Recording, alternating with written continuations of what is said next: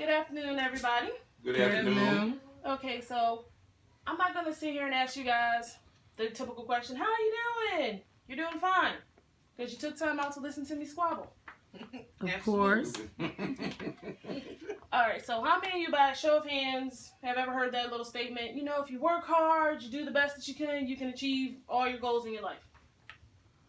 Yeah, me too. How many of you guys believe it? Yeah, me too. So, when I think about our former First Lady, Miss Michelle Obama, she personifies that vision wholeheartedly. Mm-hmm. She embodies the whole statement of where you can come from nothing, but it doesn't necessarily mean you have to stay there. Mm-hmm. Absolutely. So let's backtrack Miss Michelle Obama for a second here. If everybody's familiar with her press conferences, her junctions, or her little YouTube channel videos with Ellen going through the CBS. Right. Mm-hmm. You know, she's always been so candid in who she was. Being seen as the most relatable First Lady that we've ever had in American history. Mm-hmm. So she's never been afraid to tell you the real deal. So, when we're talking about her life before the White House, growing up in the south side of Chicago, in a one-bedroom, one-bath apartment with her mom, dad, brother, who always like to make fun of her because when she tried to play sports, always said she can't because she was too competitive. She hated the loops. Yeah. And then you think about her upbringing. She went from public schools all the way up until college, where she got a full ride to Princeton University to study law. Mm-hmm. That's what I'm talking about. Next, we go to life after college.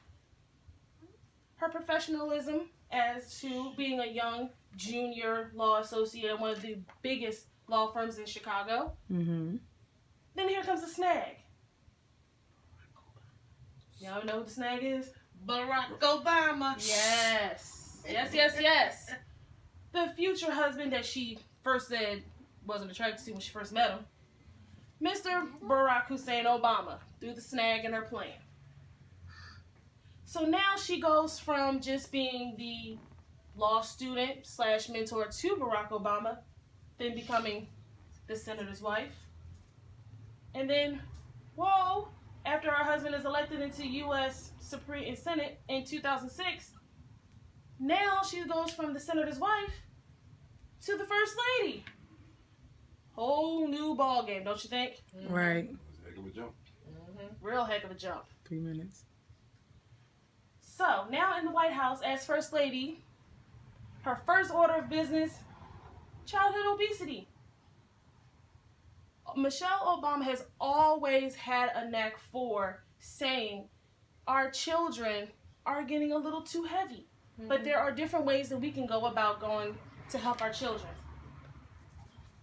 Go to the schools, give them healthier options. 60 minutes of play when the kids are really working out and they don't even know it. Planting vegetable gardens all over vacant lots in America. Next order of business as First Lady is, of course, giving her public speeches. As First Lady, you are usually, I guess, required to make speeches. Right. And of course, I think we're all familiar with her most famous speech during the 2016 elections when she was supporting Hillary Clinton in the DNC. Her, when they go low, we go high. Yes, we go high. So she was always reminding everybody, even though that she is the First Lady or now in the position of transitioning power to Miss Melania Trump. Ugh. She always remained relatable. And of course, everybody knows what her biggest thing that made her relatable is. She was not afraid to make fun of her husband. Right. Always saying, when she was on Ellen, doing the little YouTube dances and everything like that, she was telling everybody, I was the one who got the rhythm in the relationship. Barack can barely two-step. Mm-hmm. Making fun of Barack was always doing that. And but most people don't even know that she made a bet with Barack when they got into the White House that he had to stop smoking if they won the election. So imagine his surprise when he won in 2008. Now he had to give up smoking. Right. But we pretty much know that he got caught a few times on the White House. Oh yeah. Mm. Oh yeah. Also, he had to give up junk food. That too. He had to give up junk food too. So now we have to think about this. After the White House, now you're transitioning out. Then you gotta go back to being a normal person, quote unquote.